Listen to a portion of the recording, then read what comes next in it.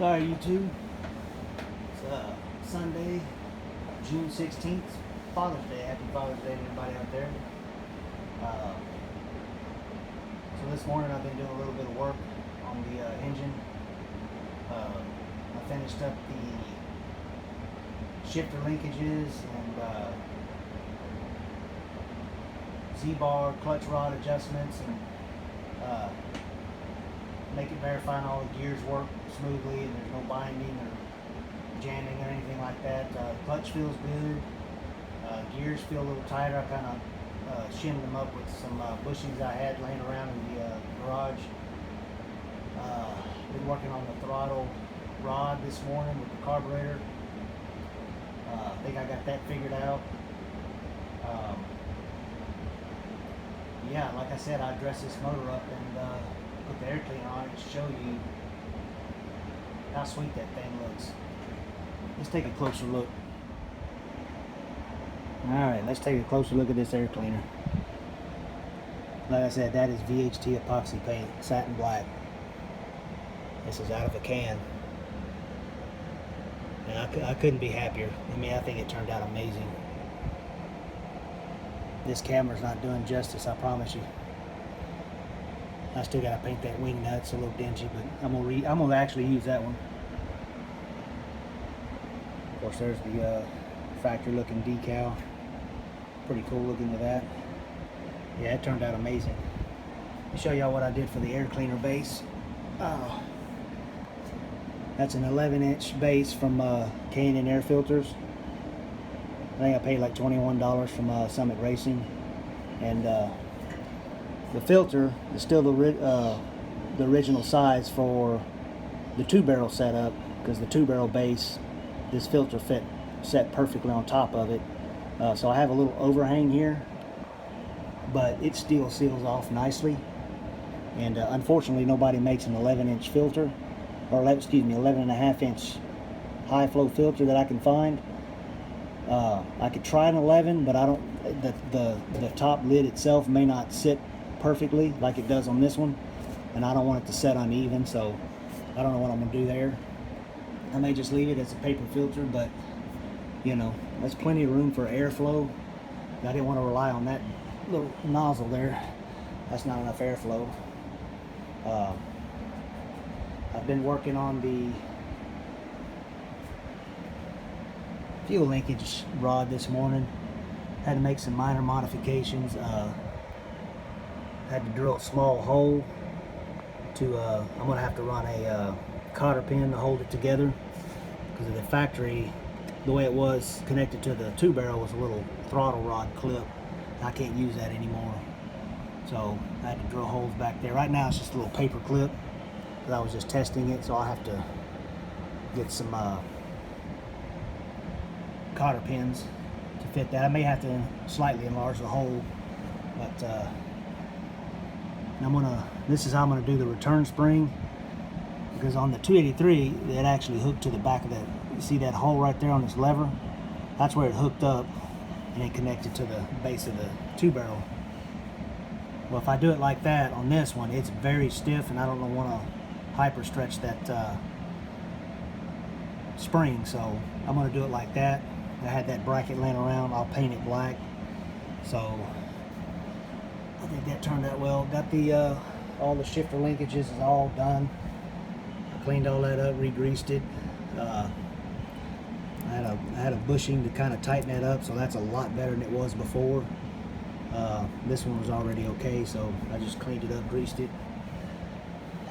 Put some bushings on where the levers go and connect to the bottom of the transmissions. I'm not going to show you all that. It's not really that exciting, but yeah, there's the rest of the engine. There's those got some new heat shields, and this side here, these are repumps, so I had to modify that one, because this is a passenger dipstick and 283 was the driver's side. Plus I had to kind of re-bend that a little bit, because they all came like that, so I had to kind of re-arch that side, but it's still gonna protect that boot from the heat, so everything looks good. I am going to put voltage to this starter. I may remove all the spark plugs, or I may leave them in, I don't know. But I want to see if that starter is going to spin this motor over with no issues and no crazy sound. So plus I plan on working on the fuel system today, so I'm going to get back to it and I'll shoot videos throughout the process.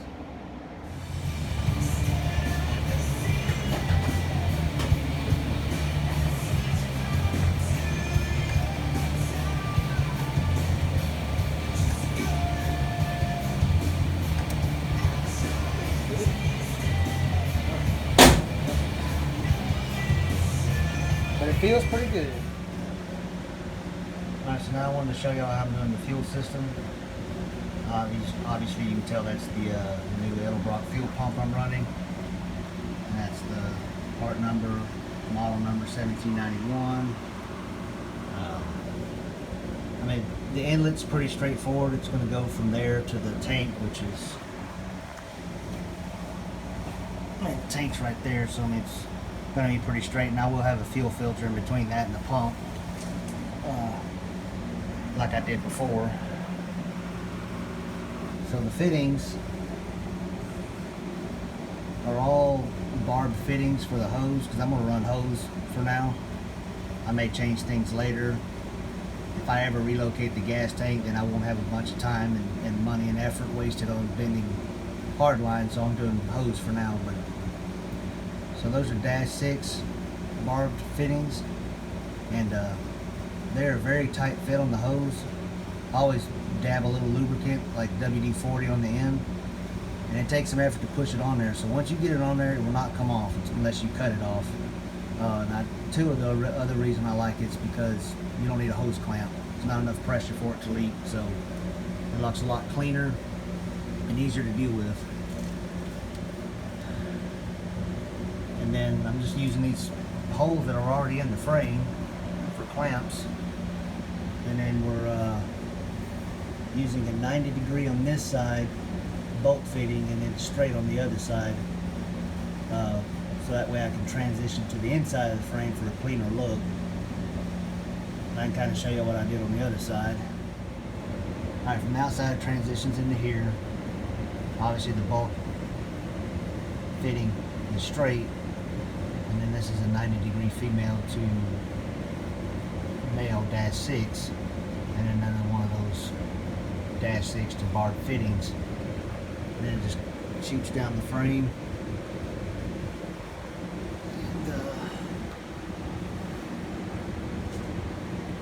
And I'll show you any of the clamps.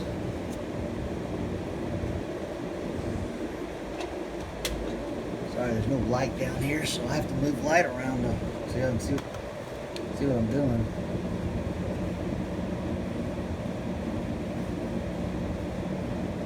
There's a clamp right there. That's one of the holes I drilled for the shock mounts I made when I was doing the air suspension. So far most holes that are holding things together, they were either already there or I already made one previously, so it's kind of working out okay. And then I'll show you how it's going to the carburetor. Alright, from there I got 2 clamps just under the passenger side motor mount bracket, and I'm actually just borrowing the clamps just mounted to the top upper hole, or upper bolt, excuse me, for the motor mount. And then from there transitions up to the, obviously, to the carburetor. I'm running into a small issue, as you can see right there. That's extremely close to that heater hose fitting. But I think once I run a carburetor spacer, I want to run one for heat insulation. I think I'm gonna run a 1/2 inch spacer. That should cure that, because I don't have the carburetor bolted down, so let's just guesstimate a 1/2 inch. It should pull it away just enough to where when that hose connects, it won't be setting on top of the heater hose. Otherwise, I'll have to probably change that heater hose fitting to maybe a 90 degree or something, but hope I don't have to. So yeah, there's the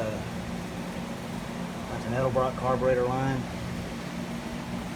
It's kind of funny, this line gets bad reviews because the picture advertises the Edelbrock, but this is what they send you, Russell. So I can either show that like that, or I'll probably just hide it like that when it's all said and done. But yeah, that's pretty much how I'm going to do it. As far as the length of the hose, I'm going to get all the other hoses connected, and then I'll figure out, you know, how close I want it. I don't think I'll have it that close, but I don't know. Have to look at it and see. Once I cut that hose, that's it. You know, so I'm gonna have to look at that length. So I haven't cut anything, made it finalized yet. I want the heater hoses on it, the lower hose, and all that stuff. So